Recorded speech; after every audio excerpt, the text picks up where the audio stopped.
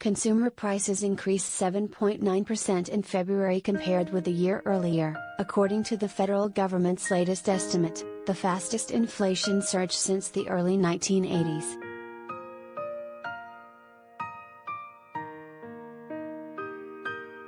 But not everybody is feeling the squeeze of higher prices in the same way. While consumer sentiment has cratered, corporate profits have soared as businesses reap the rewards of their customers' continued willingness to pay more.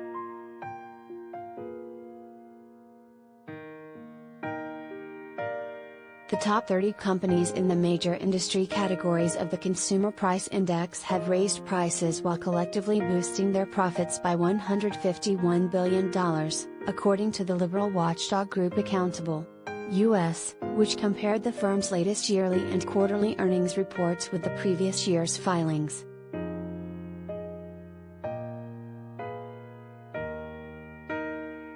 The companies also bought back an additional $28 million of their own shares, a strategy to boost the stock price, which also happens to boost executive compensation.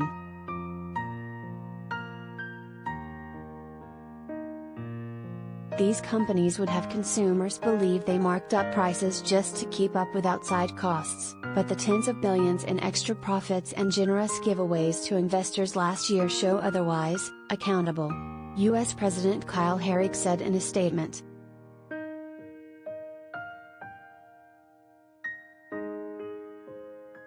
People hate seeing prices go up, and as a result, inflation has overshadowed low unemployment and high job growth as the biggest political economy story, tanking President Joe Biden's approval rating and threatening Democrats' control of Congress in this year's midterm elections.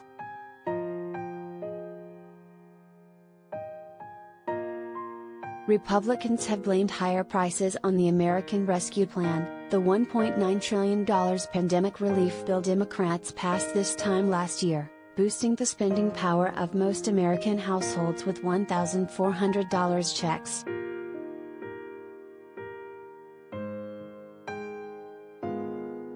Democrats point to pandemic-related supply chain problems, and, increasingly, corporate greed as the main culprits behind rising prices. In his State of the Union address last week, Biden said his administration would crack down on ocean shipping firms that overcharge American businesses and consumers.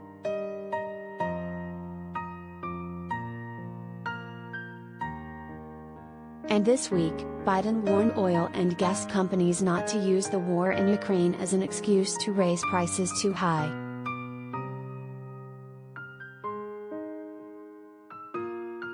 Russia's aggression is costing us all, and it's no time for profiteering or price gouging, Biden said Tuesday.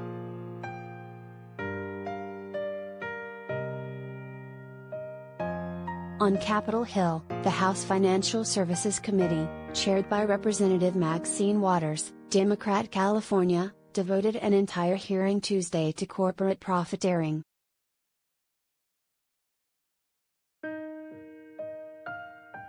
Right now, we are seeing big corporations take advantage of economic conditions and a lack of real competition to pass higher prices on to consumers simply because they can, Waters said.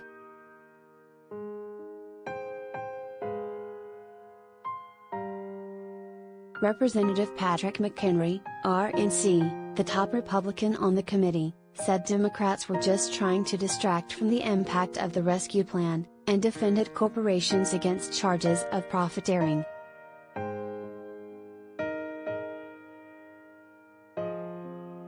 Profit is not synonymous with greed, McHenry said.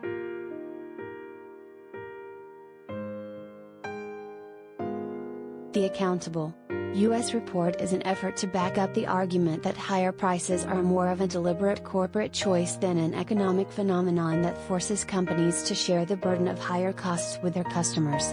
The group examined earnings data for the 3 largest firms in each of 10 different industry groups that the Bureau of Labor Statistics tracks for its monthly inflation readouts.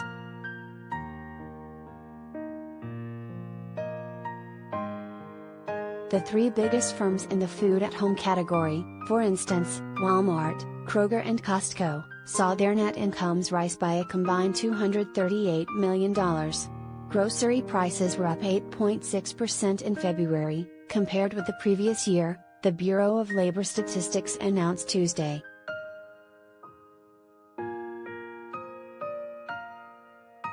A Walmart presentation to shareholders last month credited price management for strong growth in the firm's gross profit, evidence, according to Accountable U.S., that the retail giant jacked up prices to reap higher earnings rather than to offset rising costs.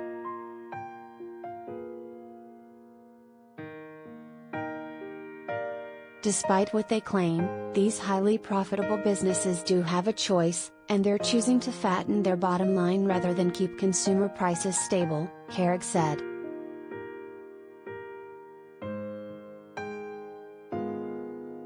A Walmart spokesperson noted that on the company's recent earnings conference call, executives highlighted wider price gaps between Walmart and its competitors, meaning the company has actually undercut competing companies that raised prices.